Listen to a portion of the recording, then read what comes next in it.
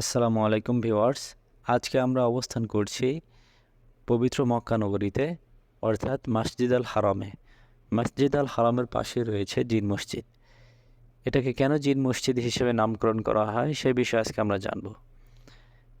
মুহাম্মদ সাল্লাল্লাহু আলাইহি ওয়াসাল্লাম একদা এই স্থানে বসে পবিত্র কোরআনুল কারীম থেকে তেলাওয়াত করছিলেন। তো মুহাম্মদ সাল্লাল্লাহু আলাইহি ওয়াসাল্লামের কোরআন তেলাওয়াত শুনে একদল জিন এসে মুহাম্মদ সাল্লাল্লাহু আলাইহি ওয়াসাল্লামের কাছে ইসলাম ধর্ম গ্রহণ করেন এবং মুহাম্মদ সাল্লাল্লাহু আলাইহি ওয়াসাল্লামের কাছে বায়াত গ্রহণ করেন। এরপর থেকে এই মসজিদকে জিন মসজিদ হিসেবে নামকরণ করা হয় এবং এর পূর্বে এর নাম ছিল মসজিদ আল হারাস।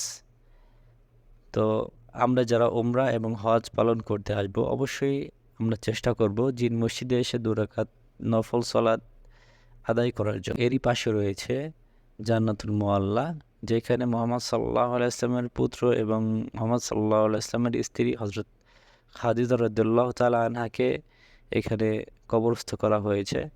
আমরা যারা উমরা বা হজ পালন করার জন্য আসব, চেষ্টা করব এই স্থানগুলো ঘুরে দেখার জন্য। তো আজকে এই পর্যন্তই। সকলে ভালো থাকেন, সুস্থ থাকেন। আল্লাহ হাফেজ।